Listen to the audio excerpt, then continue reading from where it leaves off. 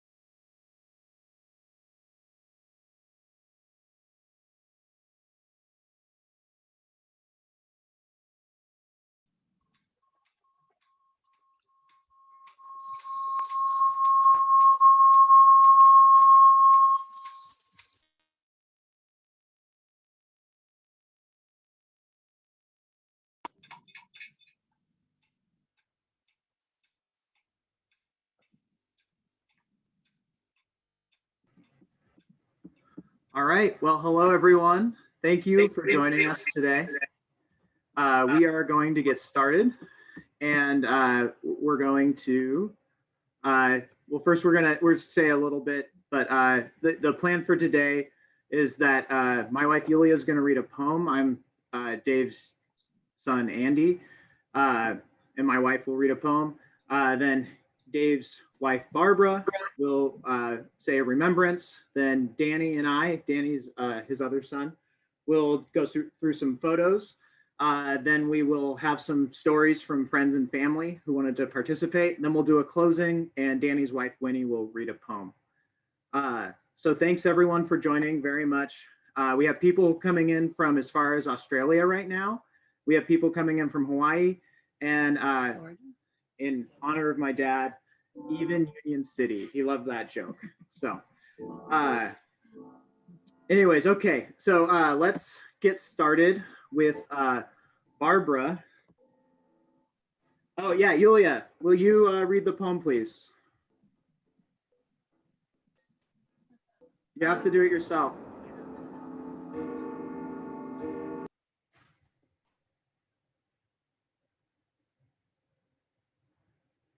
you want to go help him?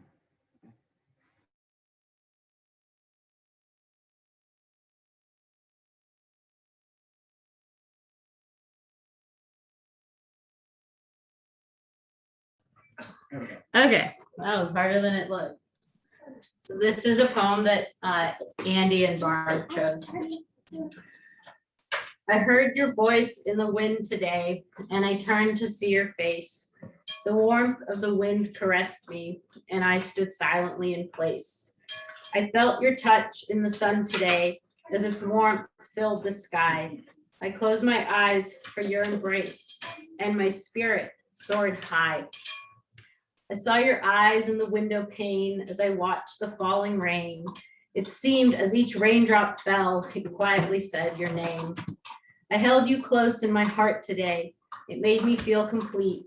You may have died, but you are not gone. You will always be a part of me. As long as the sun shines, the wind blows, the rain falls, you will live on inside of me forever, for that is all my heart knows.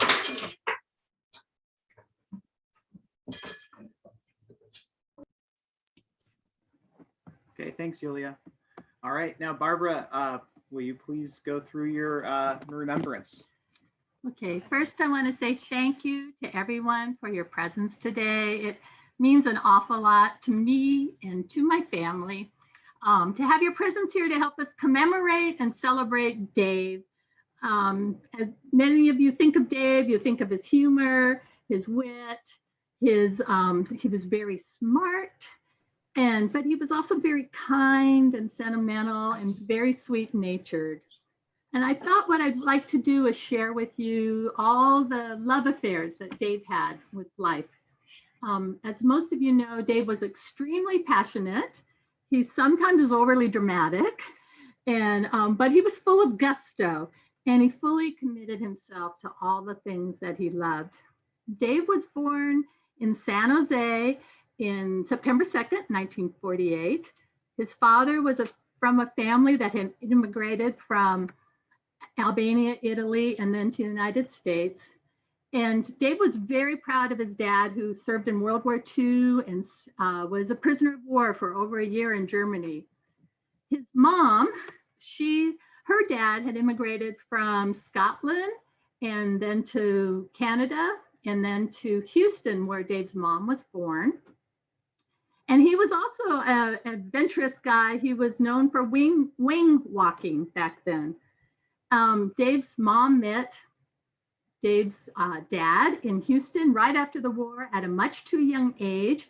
They got married, moved to San Jose, and they realized they were not a very good match.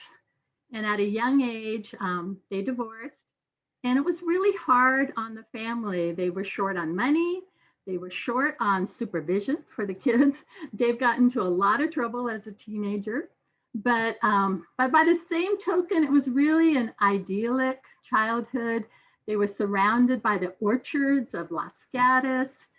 Dave adored his older brother, Mike, and he idolized and adored his two twin sisters, Linda and Brenda. Brenda's already passed. But our first date, Dave showed me pictures from his family's album. He told me stories about his family like nobody else can tell stories. And I knew then that Dave's first love was his family and growing up in the Valley of the Heart's Delight. His second love, I think, was surfing. And he and his brother, Mike, discovered the thrill of surfing when they were young teenagers. I don't know how they managed it, but they managed to get from San Jose to Santa Cruz over the hill. They managed to get their own surfboards. Sometimes they would sleep on the beach so they could be up first thing in the morning and catch a ride. And Dave never lost that love for surfing. I can remember many a night after work that Dave and I would drive over the hill so he could surf. I'd walk or jog along the beach or sit up on the cliffs with my sister-in-law, Olivia. We were the two surf widows watching the two brothers surf below. And it was unfortunate that in the last few years with Parkinson's, Dave couldn't get out in the ocean, but he did have a great day arranged by his brother Mike, where they strapped him on a chair to the surfboard, and a really strong young surfer guided him through the waves. And it was just a spectacular day for Dave. So I was really grateful for that. I like to think that the third great love of his life was me, although I know he had a few girlfriends before me. But I met Dave in Santa Barbara at City College. I was 18, he was 23. He was fresh out of the service. He'd served 4 years in the Air Force, 1 year in Thailand during the Vietnam War. And I can remember that first day I met him. I was sitting, first day of class, I didn't know anybody. I was sitting on a hill on the lawn waiting for class.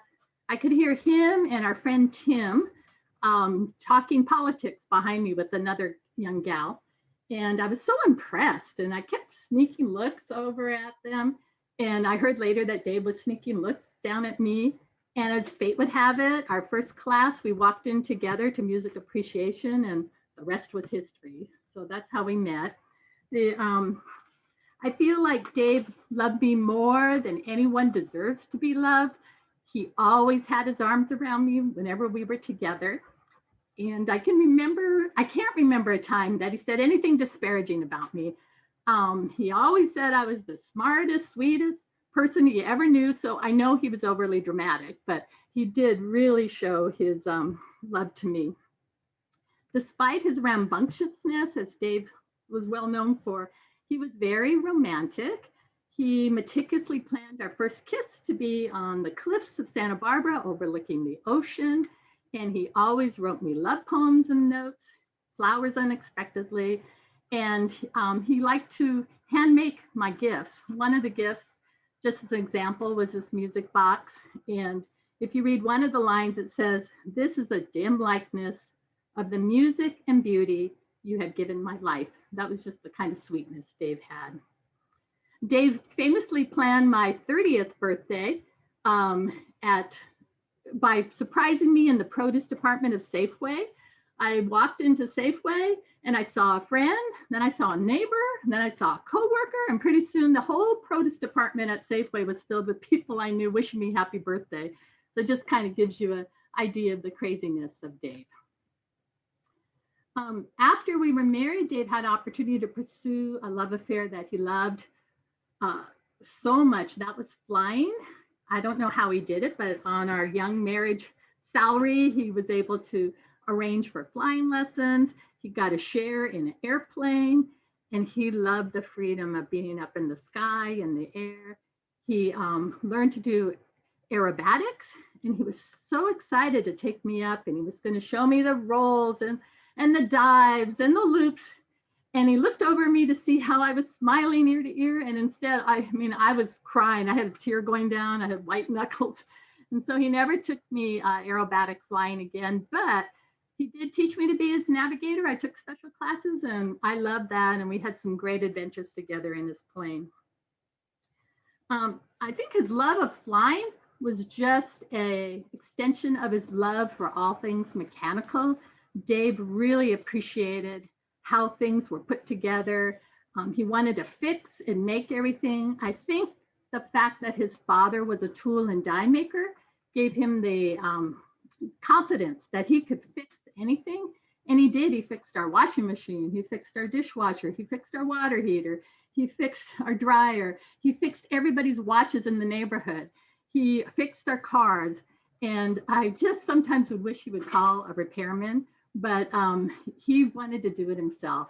And he did. He was able to accomplish everything. It might take him a while, but he figured it out and he did everything that he could, and he loved that. Once the boys were born, they became the love of his life. And he just never pictured himself as a father, but once he was a dad, that was it. He devoted all his time. He wanted to be the best dad. He wanted to be the most fun dad. And he volunteered to be their coach for baseball, even though Dave never had the opportunity to play organized sports. He didn't know the rules of the game, but he always had a sack full of double bubble gum that he would hand out to the kids at the end. So that's all they cared about. They had a great time. Dave was a great coach. And if you went to his office, I have to say Dave loved his work. He was a technical trainer and a technical manager of technical training, but his work office would be just plastered with pictures and artwork from the boys, because that was really his love of his life. Let's see, I wanted to share with you, most of you know that what Dave loved was to make people laugh and smile. If you ever went into a 7-Eleven, if he went into 7-Eleven, I knew when he walked out the door, strolling out, the clerk would be laughing or smiling. And so he just left people like that wherever he went. He was always making people smile and laugh. And someone's calling me. Bill Osgood, maybe someone out there can help him. So anyway, that was one of his joys. I think Dave's humor often depended on embarrassing me or embarrassing the kids. I would kick him under the table, please stop, which would only spur him on. And but most people loved his teasing and his kidding. And somehow he made people feel so comfortable that they would tell the most embarrassing stories about themselves. If you were with Dave, you knew you'd be laughing. So we love that about him. I think it was this humor, this love of life that made Dave handle Parkinson's as well as he did. It slowly took away just about everything he loved to do, his swallowing, his talking. He wasn't able to communicate. It was tough at the end, but he stayed positive, and I'm sure it was just that good nature that he had that got him through. And oh, I wanted to tell you that one of the things he told me was he saw an interview with David Letterman that David Letterman did with Warren Zevon, the musician. Warren Zevon was facing a terminal illness, and Warren Zevon said, you know, you just got to enjoy every sandwich. And that's exactly what Dave did, right to the end. When Dave passed away, I was really trying hard to visualize him in my mind. I was having a hard time seeing his face or hearing his voice. But a few weeks after he passed away, I had a wonderful dream. I dreamed that he had come down and gently kissed me, and it woke me up. And I swear I felt the tickle of his famous mustache, which my kids grew for this. They all grew mustaches. But what he wanted to do was it surprised me, but I felt like that's just like Dave, to come and give me a kiss, but leave me with a little tickle so I would smile. So I hope that's what he leaves all of you. I think what Dave wanted more than anything was to leave people with a smile or a laugh, and that was the gift that he would like to leave behind. So that's what I wanted to share. All right.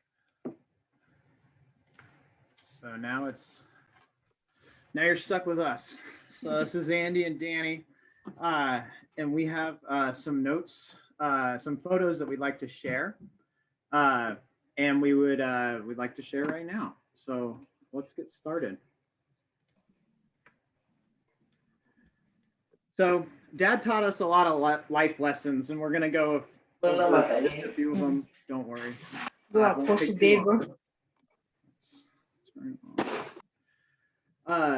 So one of the things he showed us was that you can go with the flow and love what you end up with, love where you are. When he was in the military, he got a job in the military he didn't really like. He was at a desk job. He had a very difficult basic training he didn't like, but he got stationed in Thailand. He got to go up on jets. He loved the friends he made, and he had a great time. even though it was a difficult time in his life. And one thing he did get out of the military was his trademark mustache. As you can see in this photo, he wrote a note about it because he was forced to shave it off. So I'm going to let him speak for himself about his mustache and just read his words here. This is what he wrote on the back of this picture on the left side. This was my most delightful mustache. I grew it for 4 months. It became an institution within the squadron, having spread its fame to the boundaries of Laos, Cambodia, and Muslik, Canada. The picture was taken approximately 2.5 minutes after I was ordered to trim to the corners of my mouth. 1 minute later, it was. 1 day later, I removed it. Throngs of people, enraged at the idea, marched on the base commander. I hate him. And then he also pointed out that he drew his own mural background, and many parts of it have been cut off here because they were inappropriate to share on a family gathering. Okay. And you can also see the glider he's building here. He loved to take goofy pictures, so you can see he's building it all wrong with a croquet mallet for a sticker that he's attaching. But you can notice the ABFA actually means Alfonso Bedoya Federated Airways. And if you don't know who Alfonso Bedoya is, which I didn't, he also had a very famous mustache and was very famous for saying, "We don't gotta show you no stinking badges," which I think is a lesson Dad took to heart. We also wanted to point out at this point that we believe he was always disappointed with our facial hair choices. If you look at our facial hair, you can see an ugly, scraggly beard or a weak mustache. Yeah, very weak. I would put this one. All right.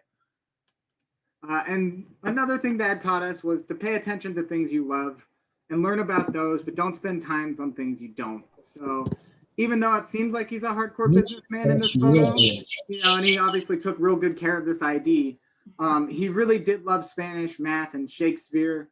One of his favorite quotes, "We are such stuff as dreams are made on." And he also stopped his MBA studies when he didn't feel like it valued humanity. So something else that he taught us was to love your partner. So when Dad taught us that, he taught us that life makes life better. It made his life a lot better. We saw it all the time. He encouraged us to find someone we could love and that we would love to drive crazy. And an example is he really enjoyed pointing out underwear for sale inside stores whenever we walked by to make sure that our mom would be very embarrassed. And so we all snickered and pointed at underwear anytime we went by the underwear section. He also taught us that you don't have to have expensive taste to have good taste, or even a big fancy wedding wasn't that necessary. So getting married in a park is just fine. As you can see, both Andy and I also had park weddings, and that the people and vows are what's important and not so much the venue. And we just wanted to make sure we pointed out that Mom made Dad really happy. And together they went through really difficult times. And it was very heroic what he went through in his last days, both on his part and on Mom's part.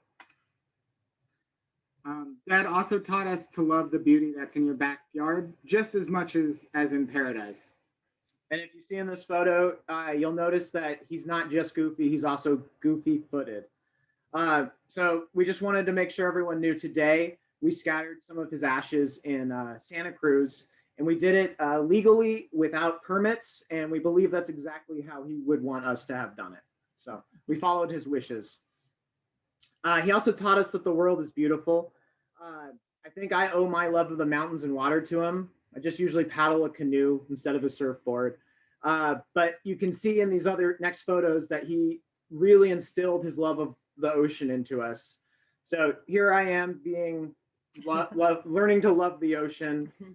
Here Danny is, you can see him on the left. He's really enjoying this outing to go surfing. Well, we're actually scattering grandma's ashes in this one.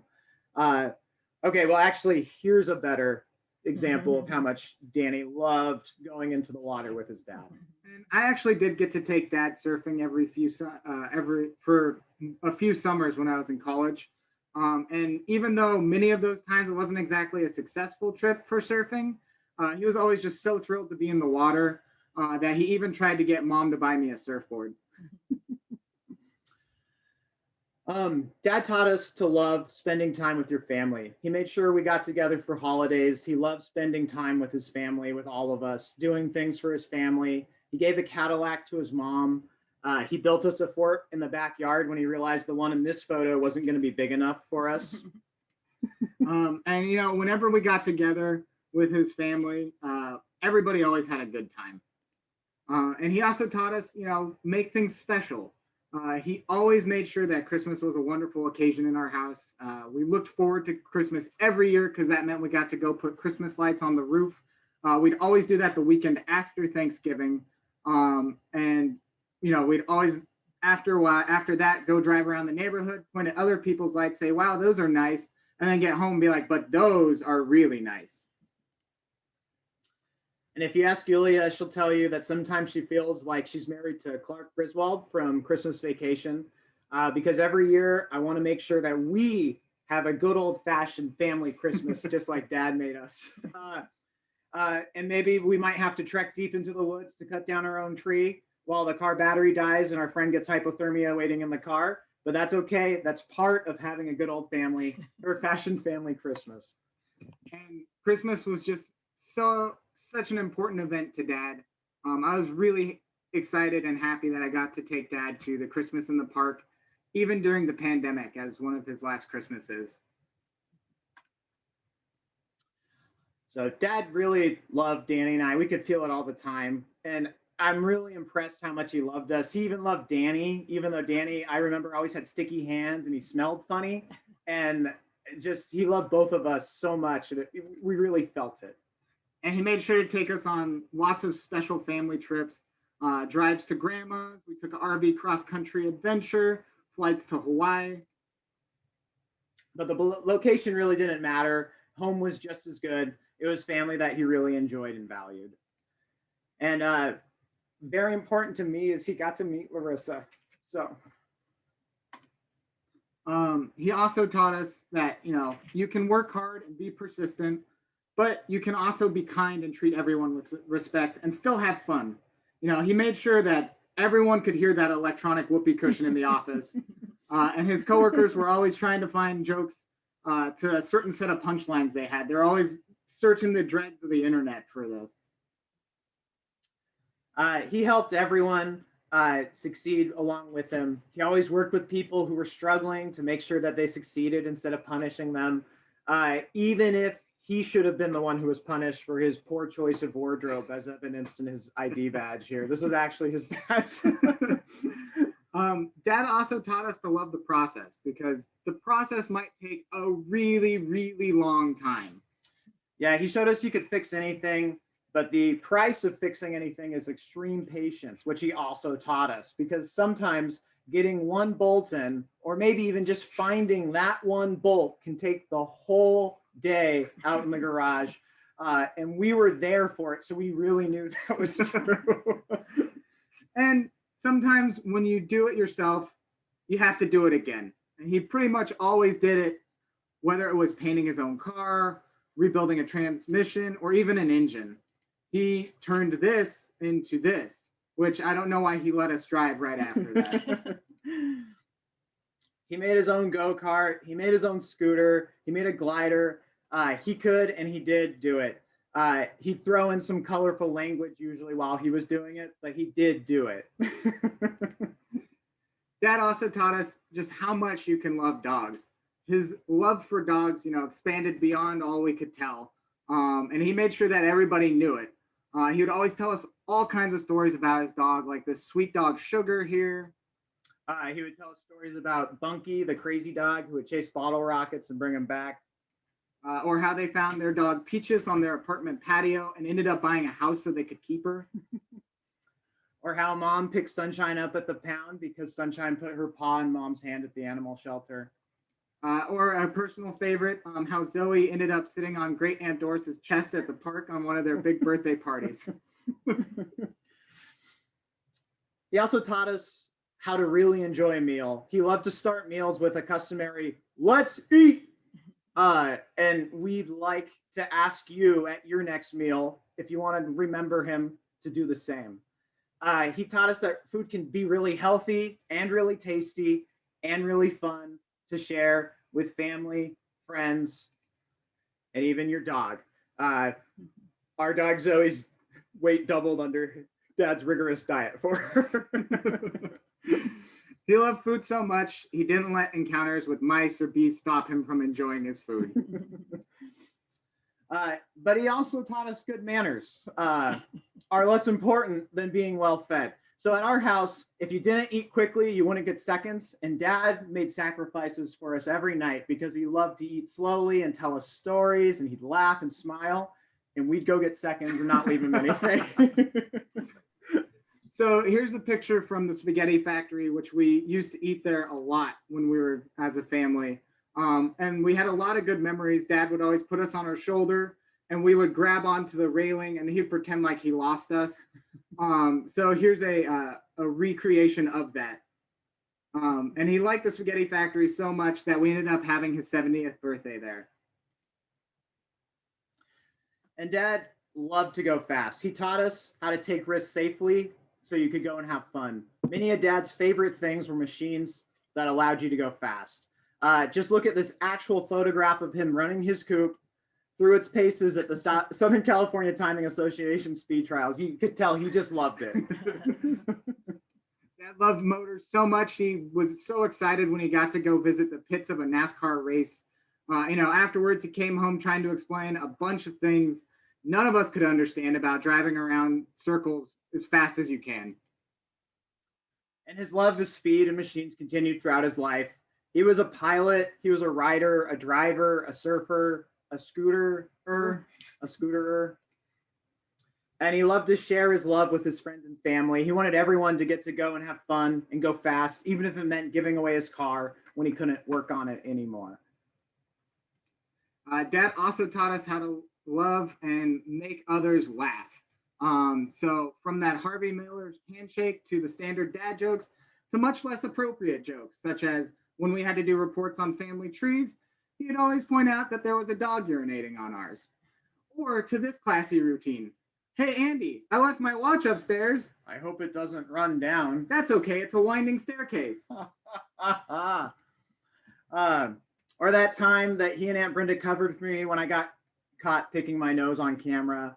Or how we carried this surfboard across America on our cross-country RV trip. And we think it was just so that we could take this photo with it at Mount Rushmore. I think that was really the point. And, we did some research. We looked into this and we've determined there's no reason to believe his sense of humor was genetic. He also taught us the value of leadership. We always looked to him for humor. When Mom had her breast cancer surgery and the surgeon came out to explain how things had gone, Dad asked when she'd be able to mop again. And the surgeon just laughed and gave him a hug and said, she's not going to mop for many years. And then after his 50th birthday party, a bunch of our family friends who had attended came up to me and told me how much fun they had because Dad had led a Congo line all around the Cabana Club, and everyone had the best time, and he really made it fun. Dad not only taught us to love our families, but also to love our friends and meeting new people. It felt like Dad made friends with everyone he met, everywhere he went. He couldn't go anywhere without stopping to talk to somebody and make them laugh. He did this all through his life in the Air Force, through surfing and in surfing events, with lifelong friends, some of whom you'll hear from in a few minutes. Dad made sure to give each one of them a Harvey handshake. He always wanted to tell stories and jokes, and even at the end when nobody could understand him, which actually was fortunate in some situations because his stories and jokes weren't generally appropriate. But he really just wanted to make everybody his friend, and he really tried and usually succeeded at it. Now, Dad didn't just teach us all these lessons, but he also taught us to do them all with style. Though we were never able to achieve such a high level of style that he effortlessly obtained, he was always classic. He always took his cues from the younger generations, like in this photo with him and his biker gang. He taught us how to take off your shirt because it's hot and you're cool. And he never had a miss. Mom was always impressed by his style. Just look at him in this photo helping me do up my tie. He always was looking dapper. Dad's style, we think, was inspired by Sean Connery, John Wayne, and the Beach Boys, kind of all mashed together. And he really loved those Ray-Bans and those striped shirts like these that we have on. And his Pendleton shirts, which explains my love of Pendleton shirts too. Mostly though, he taught us to love life, even when things get tough. And he did that every day for years and years. So that's it from us. He really taught us so much more, but we don't have enough time to keep going. We miss him. We'll keep talking about him. But right now we'd like to open up the floor for other people to get to share their stories. So first up, Mikey, if you're ready. This is his nephew, Mikey DeGregorio. And we'll make sure you're unmuted. Let's see here. There's Yes, Kristen right here. there, yeah. Oh, try again. There we go. Is that working? We can hear you. All right. Well, as usual, I'm extremely unprepared. Yeah. Uncle Dave. Where do I start? Uncle Dave. I can't. Hold on a second. Oh. All right. I can't even talk.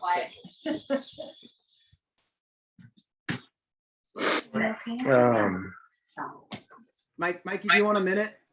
Yeah, just one Okay. minute, please. Okay. Thank you.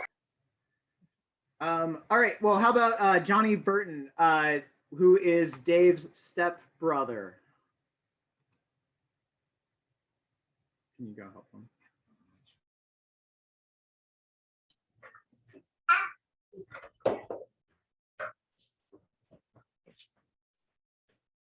Okay, can you see me here? I'm John. In the late 60s, my dad, Otis, married Dave's mom, Pat, and suddenly I had two families.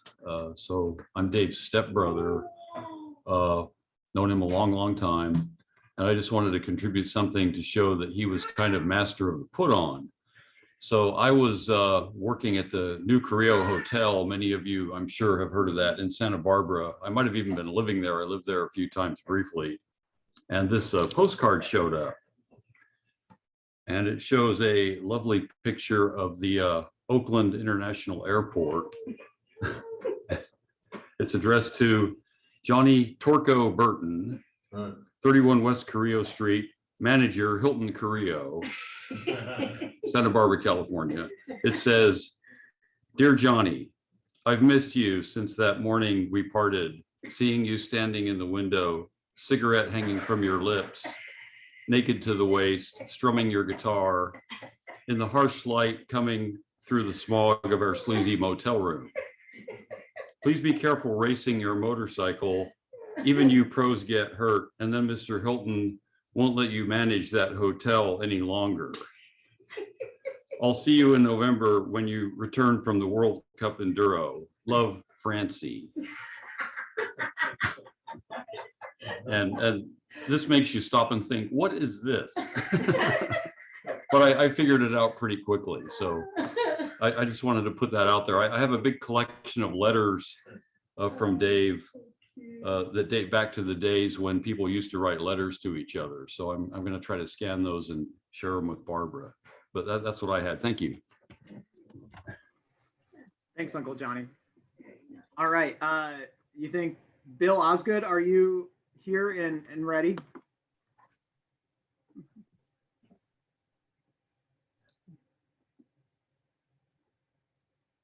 No.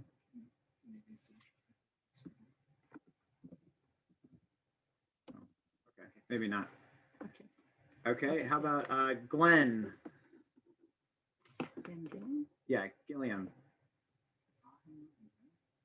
It's not-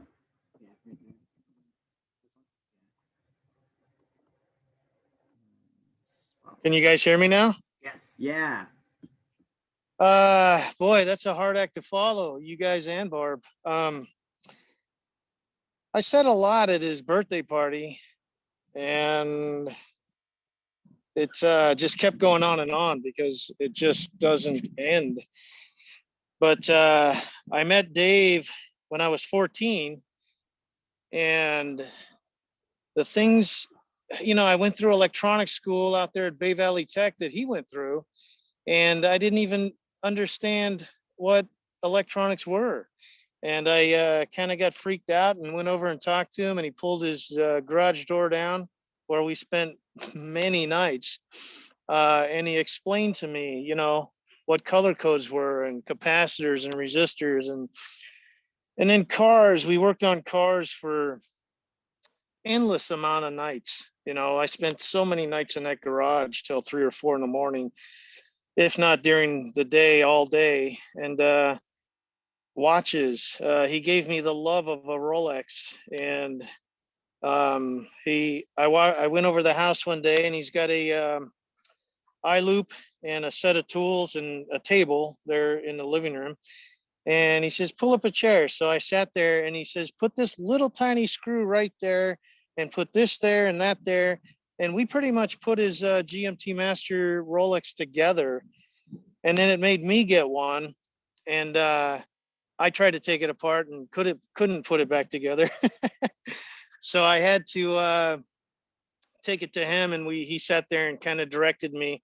And that's the way Dave taught me things. He didn't tell me this is what you do and then do it for me. He actually put the screwdriver and wrench in my hand and made me do it. And all the things that I want to say about Dave, he's never out of my mind for a day. There's not one day that goes by where something makes me think of Dave. And Dave is always in my head, always in my heart. He was always there for me. If I stopped by the Bay Area and I moved to San Diego, I moved all over the country.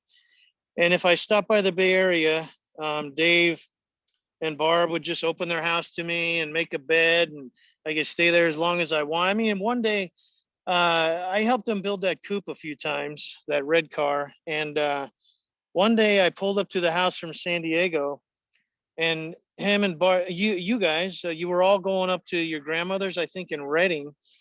And Dave threw me the house keys and the keys to the car. And you guys are rolling out of the driveway. And he says, look, you got to fix the linkage on the car. You know how to do that because I showed you. And take it out and play with it. And he gave me the house and the car for 3 days. I mean, it was like unbelievable. And those kinds of things just really made an impact on me. And not just Dave, but Barb. But this is about Dave, I understand. But anytime I had anything to talk about, Dave was always there. It didn't matter what time it was. It was just, he was always there with advice and love. And that plane you talked about, it's something I forgot about. I actually went on a flight with him in that plane. He said, hey, what are you doing? I said, nothing. Why? He says, he took me down to San Jose. I believe it was the airport in San Jose, and we jumped in a plane and flew around the Bay Area. It's just, and then the surfing, the first day I met him, he was building a surfboard with his orange, and I think it was an orange and black sweater that he had for years. He looked like a bumblebee. He was building it out in front of the garage and putting shellac on this long board. And, there just wasn't anything he couldn't do. And that kind of rubbed off on me, because I feel that with the way Dave taught me all these things over the years, it made me who I am today. He's pretty much part of the foundation of my existence. He made it so that I can look at something and not understand it and then want to figure it out like it's a big puzzle and figure it out. Just like this Zoom call. I had a class plan for I had a class plan for 6 months and I couldn't get out of it. It was 8 hours today and it was supposed to get out in about another 20 minutes. But I talked to the instructor and I told him what was going on. He says, yeah, go ahead. So I'm in Medford, Oregon. I tried to get home, but it's 106 degrees up here. And I have AT&T and service is spotty. And of course, you know, what I would think is what would Dave do? And Dave would, you know, pull a MacGyver and figure out a way to make this Zoom call happen. So I drove around Medford until I got enough signal.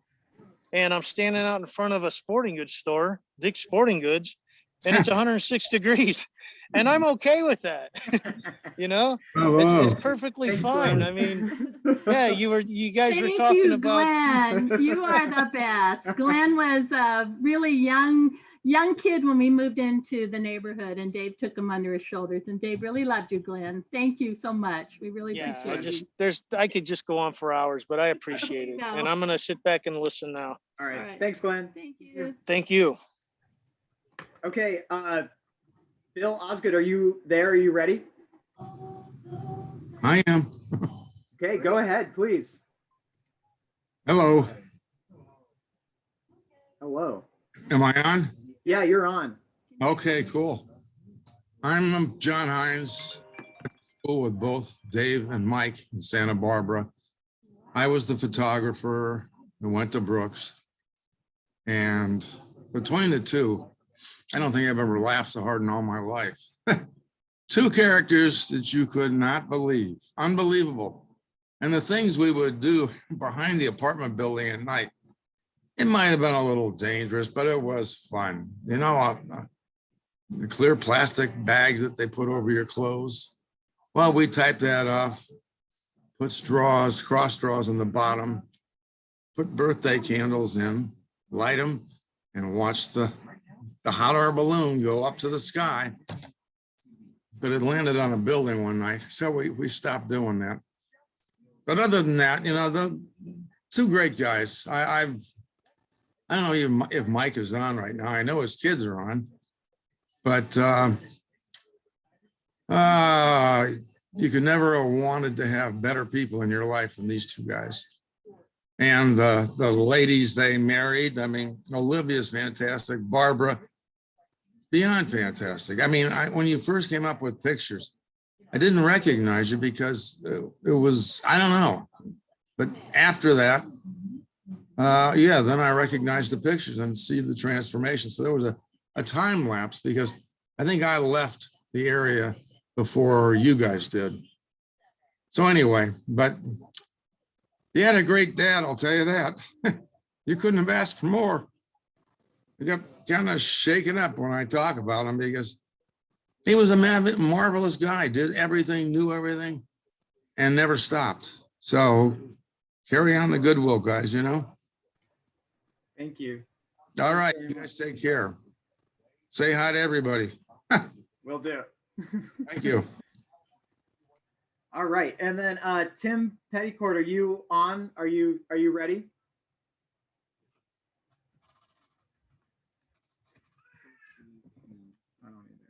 Okay. I don't think so. We think he might have had trouble logging on. Okay, what about Bill Mahan? Oh, there's Tim. Oh, there's Oh, Tim. Yeah, Hi. okay, can you guys hear me now? Yeah, go ahead. Okay, I told all my stories out in the surf, all that kind of stuff. I'm trying to think of something else I haven't shared with you guys. That's okay, one of Tim. the Most of the people haven't heard your stories. Just tell one of them. We can hear a story again. It's okay. Okay.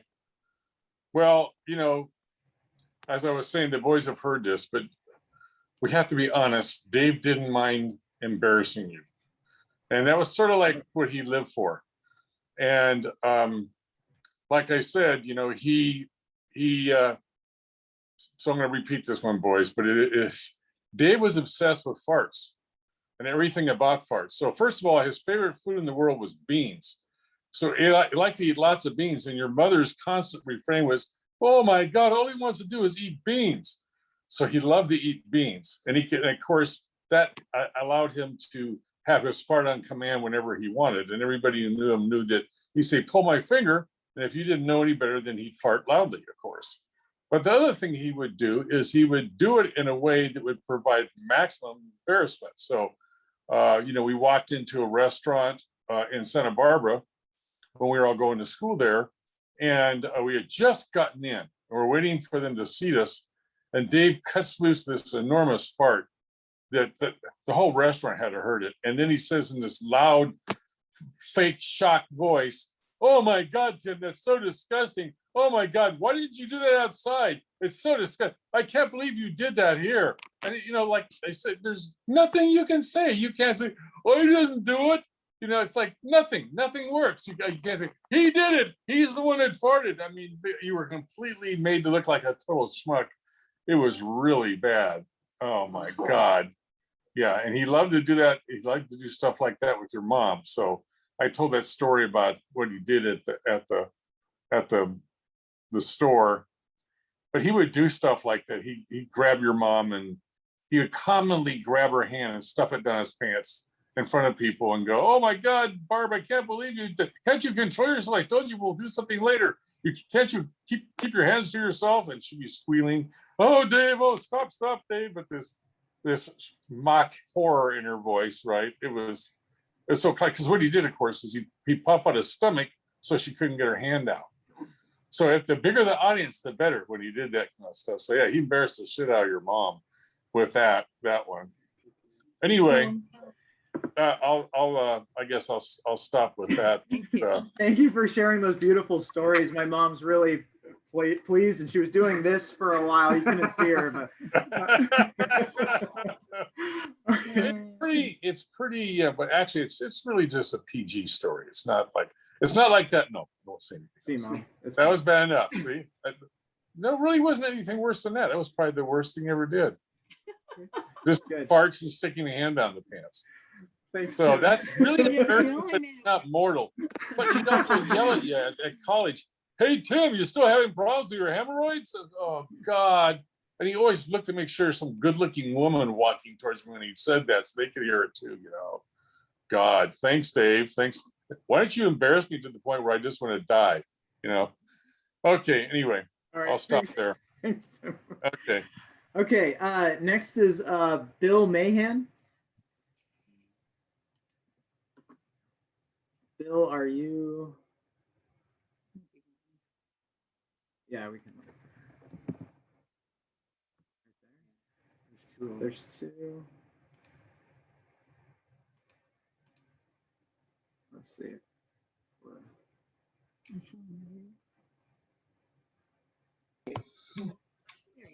All right, can you hear me? Yeah, we can hear you good. All right, hi.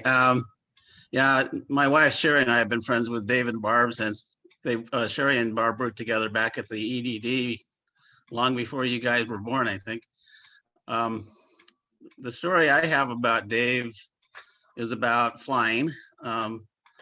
He had that little airplane, that Mooney airplane, and he loved to fly that thing. It was really fast. And I had just graduated from law school. This is like 40 years ago. And my uncle was selling a ranch up in Mendocino County, and he wanted me to come up and negotiate the deal with him with the buyers. So Dave found out about it, and he says, well, I'll fly you up there. So we got on the plane, and he flew me up there from San Jose. And these buyers found out that this Bay Area lawyer was flying in with the contract to negotiate the sale.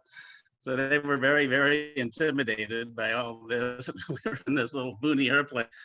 So Dave hung out for a couple hours in downtown Willits while I did this transaction. And then he flew me back to San Jose. And that's when I got to experience what your mom was talking about, which is the acrobatics. So we were coming back into San Jose, and he comes down and he flies right next to the runway, the airport. And then he makes a hard bank to the left. So we're like on our side to the left. comes around and lands the airplane on the on the runway. And it was quite an experience.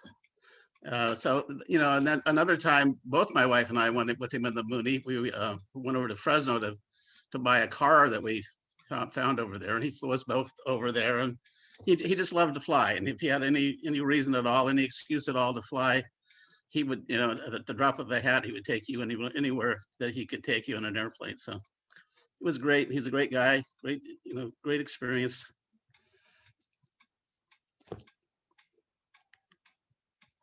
So that's it. Thank you. Thanks, Bill. Okay, who's next? Carol Hawkins? Let's see. Carol.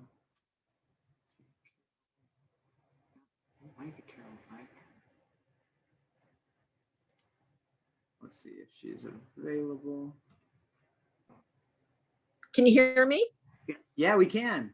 Oh, okay. We can see you. You know, Go ahead. if I wasn't retired, I'd be more proficient at these Zoom meetings, Sure. you know. So yeah, listening to all the stories, it reminds me of things. Yeah, we went flying with Dave too, come to think of it. You know, Dave and I don't think the girls, no, I think it was before they were born. So, but yeah, that was pretty wild. And a lot of this colorful toilet humor. One time Dave was working on your house and you guys were out of town and it was really cold and all the pipes froze. So it turned out your house flooded.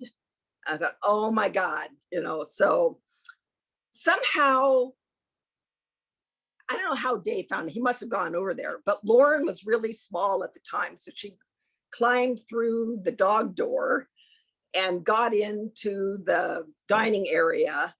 And there was just stuff all over. We tried to stack it up and try to clean it up and everything. And lo and behold, forgive me, but lo and behold, there was this photograph that was floating on the water and somebody was obviously very proud of what they did in the toilet. I don't know if you guys ever saw that picture. It's crazy. It almost filled up the entire toilet. Yeah, but okay, I'll get off that subject. But yeah, what can I say that I haven't already said, but your dad and mom have been really supportive of us. And I remember I would see Dave at work because he would come in and with the truck driving students, and that's how we met. And then one day, Dave and I were on our driveway and checking the mail or something. And here comes Dave and Barbara jogging by. I go, oh, I know you. Yeah. And so we found out that they just lived right around the corner. And they've just been very nice and supportive. And the girls also are just really, really sorry about, you know, losing your dad. I'll never think of the Ides of March the same, you know, again, you know, because it was 15th. And Kristen also had a funny memory when in the early 2000s, she worked at the Milpitas Library and your dad would come in all the time and looking for motorcycle manuals and stuff. And so he would always seek out Kristen to help him. And of course, Kristen was really helpful. And so, oh yeah, you do it like, he wanted to make photocopies of what was in the books and everything. And of course she was, yeah, a little unbeknownst to her, her supervisor was watching her, kind of observing how she was doing her customer service and all that. And so after she was helping Dave for about 20 minutes, Dave left, I guess, and her supervisor said, Kristen, I just have to commend you. You were just excellent. She goes, oh, that's my friend Dave, you know, that's okay. But so maybe he thinks that she was that great with all the customers. I don't know, but your dad just brought out the best in everybody. And we just really love him, really miss him. And I know you guys do too. You benefited, you've inherited all of his goodness and funniness. And yeah, can't say enough about you. That's Thanks, enough. Carol. Thanks. Bye. Okay, next is gonna be Chris Benedict, who's Barbara's cousin, who'd like to say something. Mhm.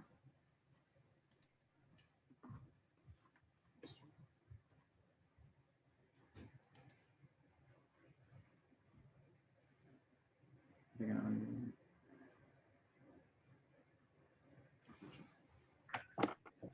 There we go.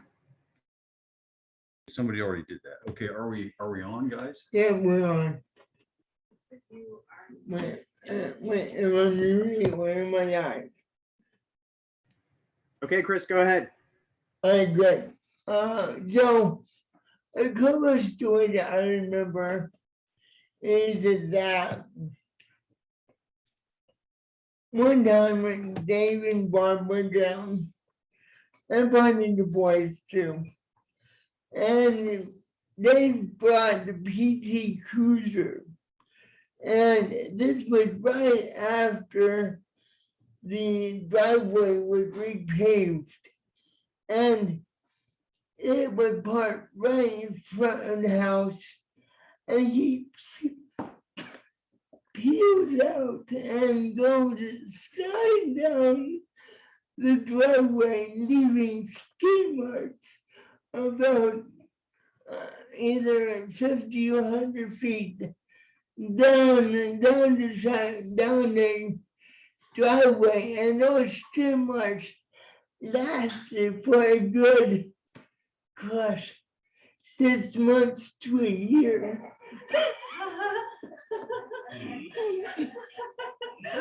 And every time I look at those skid marks, I'm like, oh, Dave. And then also, I remember my grandparents bought me one of these Jeep toy robots.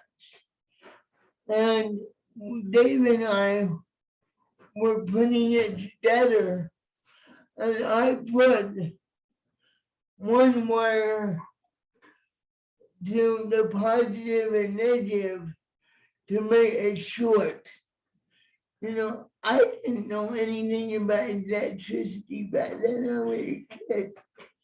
So he reached over real quick and pulled the wire out and like, no, don't do that. And now I know better.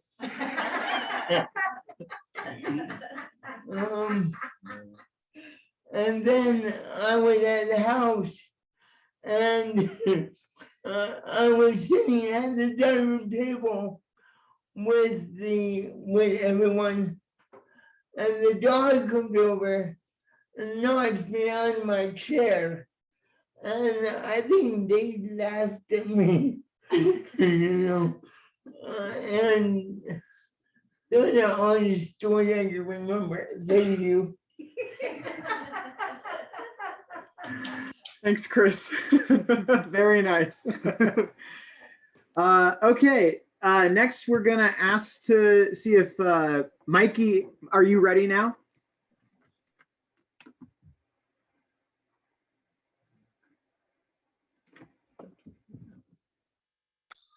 Yeah, can you hear me? Yeah, go ahead. I'll try and do it this time. No, mine's more of just like, I mean, Uncle Dave was just like a, I don't know how you say it. Like, I looked up to him, and I just, every time he came over, you know, he'd pin me down on the couch and fart on me, and then he'd maybe pull my finger. Oh, it would have just, he just had such a, like, this glow about him. He was so much fun, you know. He'd show up and it was like a party instantly, you know. His goofy stories and then when he gave me the Nomad, like '57 Nomad wagon. yeah, he gave me the car, and it was just like, you know, he didn't even think twice about it. And I was always upset that I didn't have enough money to finish it. I always wanted to take him for a drive, and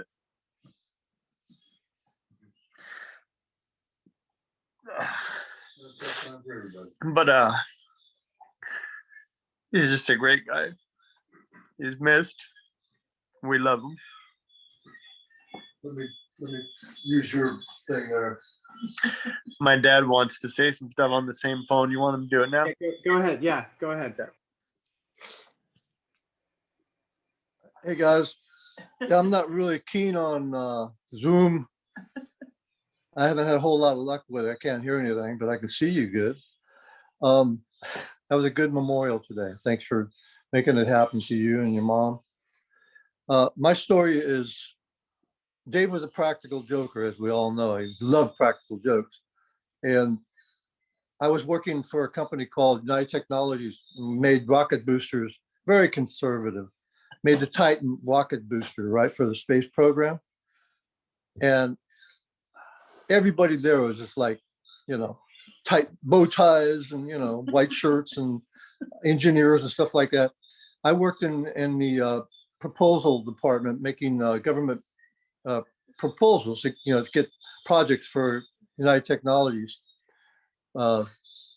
And one day I got a postcard. Well, okay, the story is, a nice little lady from the central post office of the main building brought me a postcard from your dad. And it says, from to Scooty Pants from Joy Chunks, wish you were here. And it was a postcard addressed to the central post office of United Technologies address, you know, where I was. And it was three naked Hawaiian women on the front of the card. And they were all, and it said from 6 beauties in Hawaii, you know, 6 boobs. This nice little lady delivered it to me and giggled, you know, as she handed it over, and everybody in the whole damn company knew it was to me, right? That was just one of his practical jokes. You guys have a picture there of Dave standing in front of one of his barnyard scenes. Those were like these classic cartoon depictions of farm barnyards. He used to send those to me when I was in the Air Force in Germany, and that's great.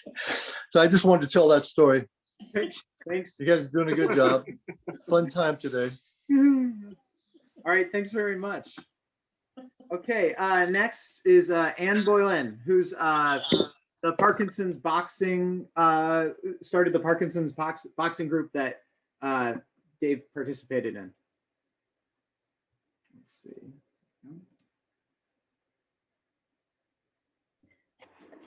Hi, I'm really honored to be here. You know, we really are folks who benefited from your dad's presence in our class for just a short time, but as I got the impression from the stories we heard, there's a lot of, even though it was such an effort for him because of the Parkinson's, he still nevertheless was able to deliver a lot of gusto. And Good Vibrations is a song that I think would fit your dad really well.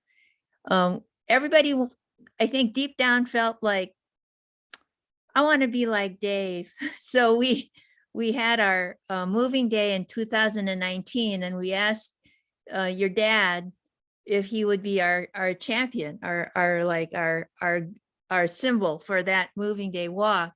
So he was kind enough to bring the surfboard all the way from your house down to the sports center in Union City.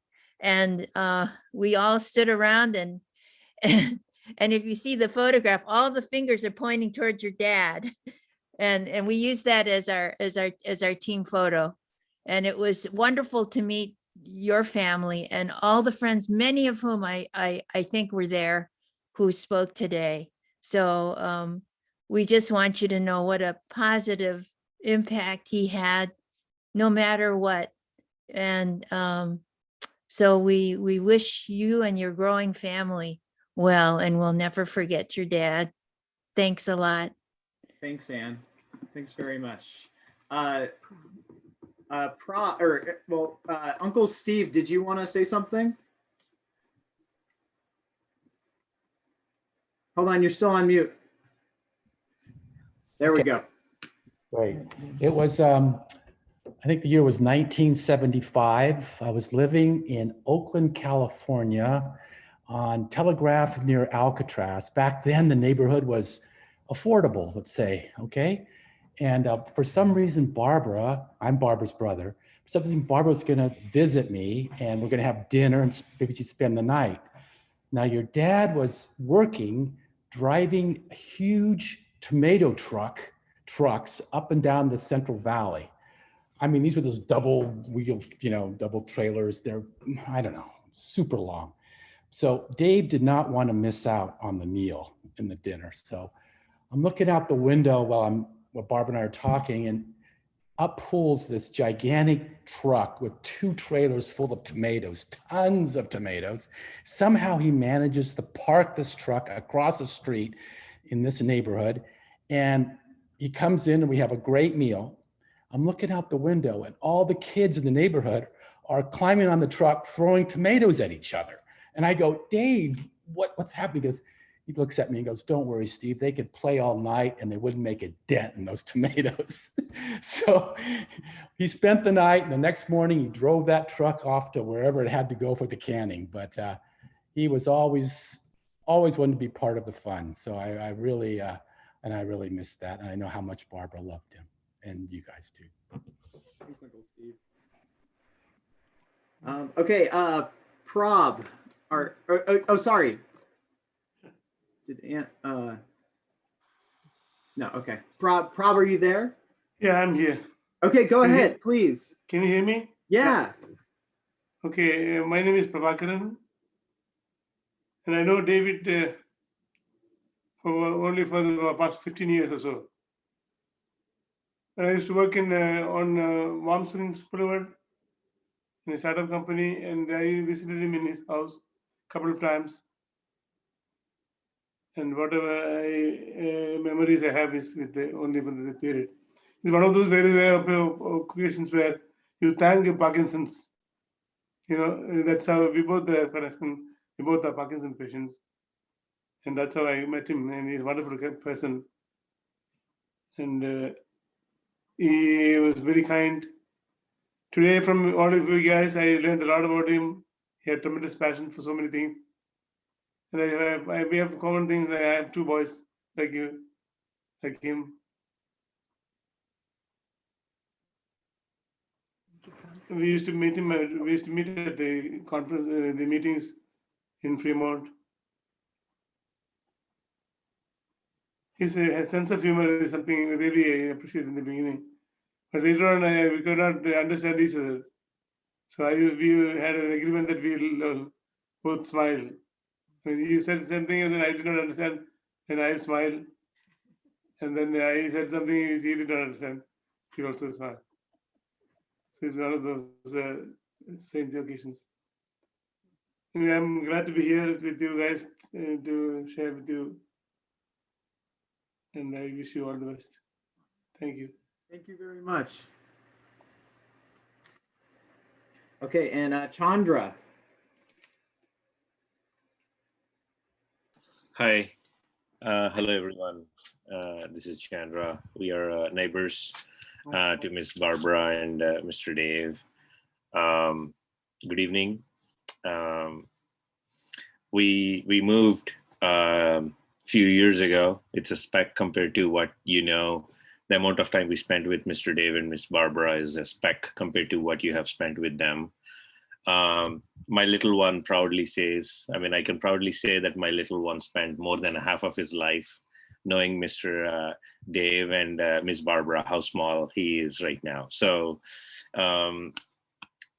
though Mr. Dave spoke very little throughout my sons and our movement to Maiden Way, Mr. Dave's smile spoke a lot of words, showered a lot of care, love, and affection.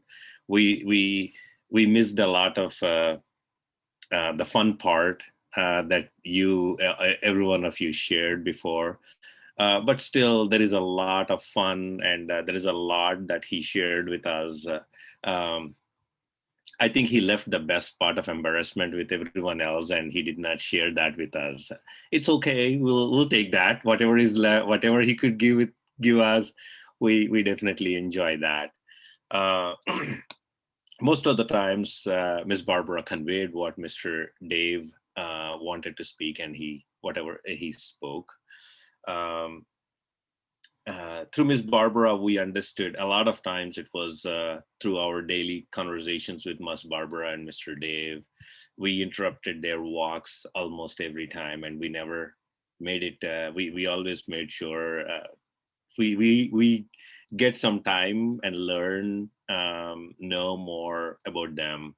And through Miss Barbara, we understood how hardworking and how much passion Mr. Dave has. And it was basically his garage was a reflection of his passion for tools. And one day, Miss Barbara, there was a big, gigantic machine came out, and it was about to be, there is something like you can take it for free or something like that.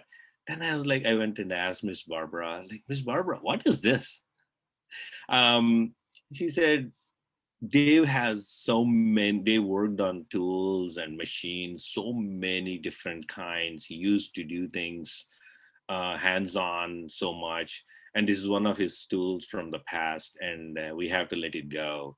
I have no clue what it is. But again, I mean, I'm an engineer. I have my PhD, but I'm reasonably good in understanding technology. But every time Miss Barbara opens the garage, something from the past, it's way beyond Star Wars for me. And it's wow.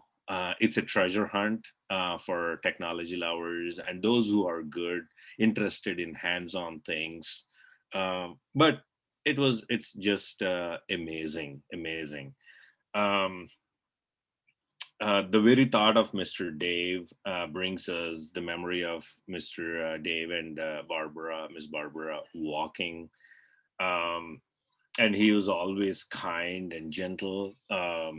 But again, there is no need for the embarrassment or any of those things. But I think we got the best fruits of Mr. Dave and Miss Barbara. But again, there was a lot of wisdom we might have missed out that you have got from Mr. Dave.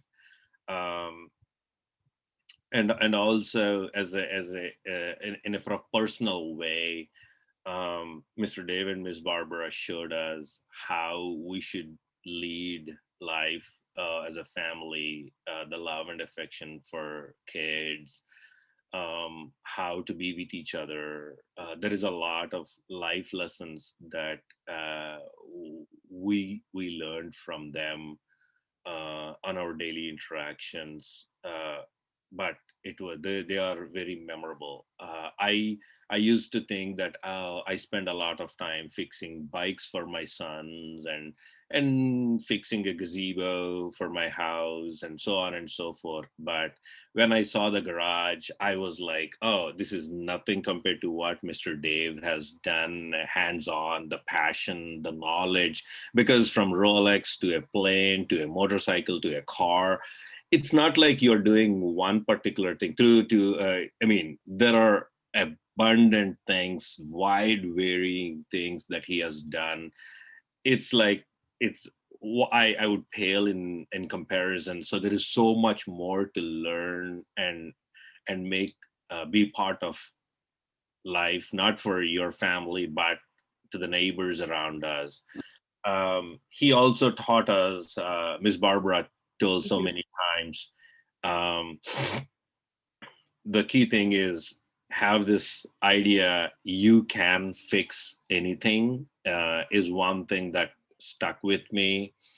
And it is helpful for me, and I try to do that by example with my kids, because nowadays when my son comes, when there is a flat tire, there was an example I try to tell you, not with Mr. Dave, but how it is connected with Mr. Dave.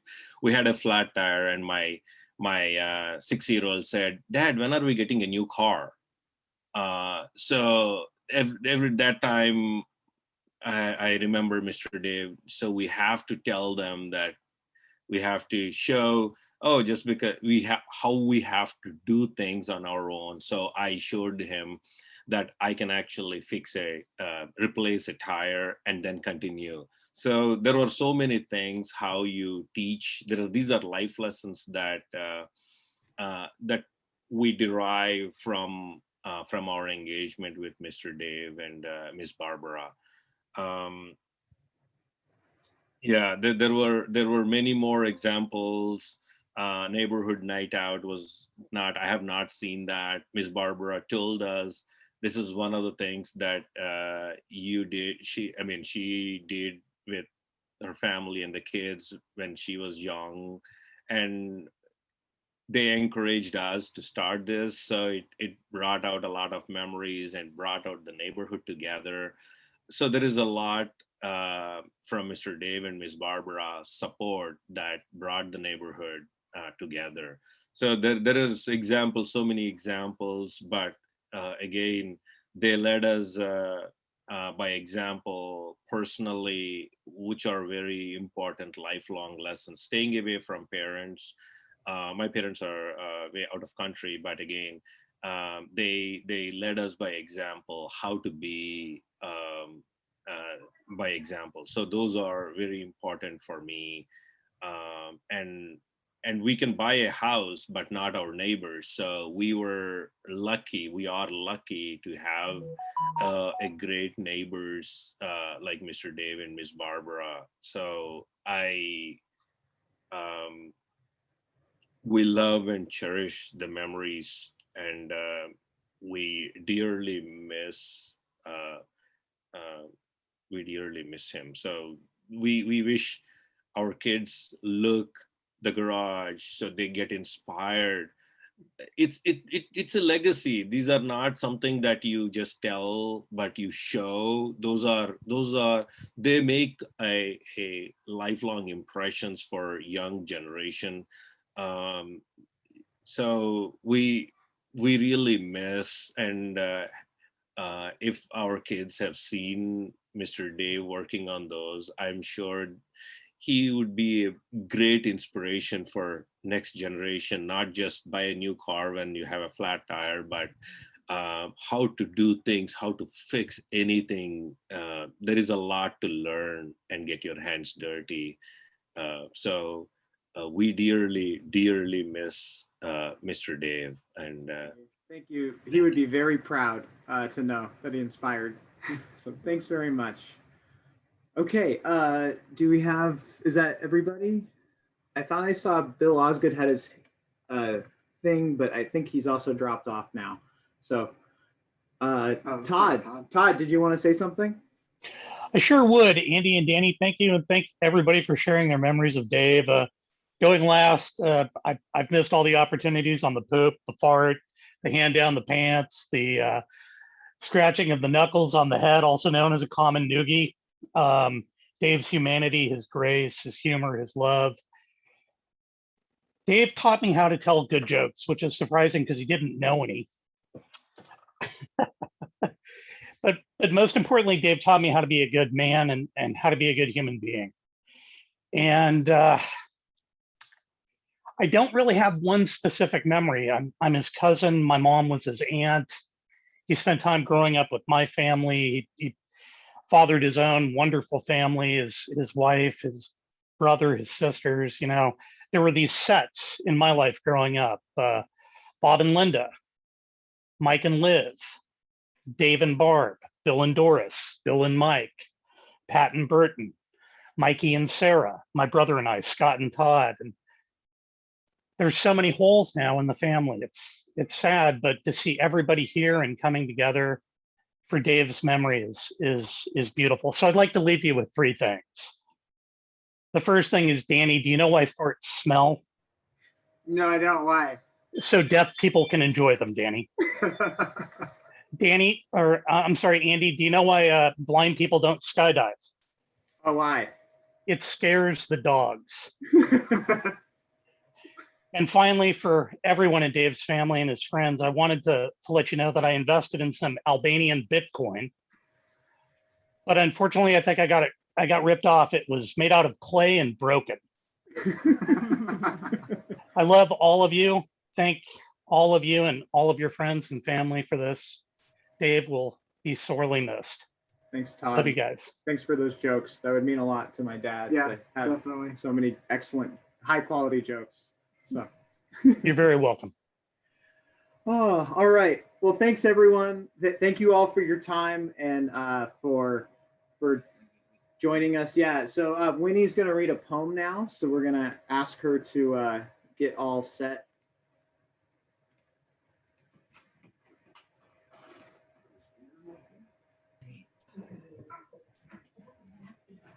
Can you hear me? Yeah, we can hear you. Great. This is a poem called Remember Me by David Harkins. You can shed tears that he is gone, or you can smile because he lived. You can close your eyes and pray that he will come back, or you can open your eyes and see all that he has left. Your heart can be empty because you can't see him, or you can be full of the love that you shared. You can turn your back on tomorrow and live yesterday, or you can be happy for tomorrow because of yesterday. You can remember him and only that he's gone, or you can cherish his memory and let it live on. You can cry and close your mind, be empty and turn your back. Or you can do what he would want. Smile, open your eyes. Okay, we're gonna share. Okay. So everyone, thanks again. We'd like to leave you today with a line from a marriage vow that Dad wrote for his wedding to my mom. So she's gonna read that. But thanks everyone again for joining us today. And then after that, we're gonna put on a song that was one of his favorite songs to end. But so Mom, will you please read the vow? So thank you, everybody. Dave would have loved the way I was so embarrassed today by all these stories. It would have been just perfect. That's the way Dave was. So it was the way he is. He had a crazy sense of humor, but he was so sweet and kind. And I just wanted to share with you as we leave vows. He wrote our wedding vows for the minister to read 45 years ago. And I went back and I was reading the vow that he wrote. This is what he wanted the minister to say to us as we got married. So I'll share that with you and then we'll say goodbye and thank each one of you. It really means a lot to our family. Thank you for taking the time to share your thoughts and your stories. And thank you for just being present. It really meant a lot. I know Dave would have been very, very touched. So this is the vow that Dave wrote 45 years ago for the minister to read to the two of us. The minister said, with these vows, the spirit you share is extended to our wisp of time on earth. Know that today must be lived as tomorrow is uncertain, and care for one another like there is no tomorrow. Love you all. Thank you.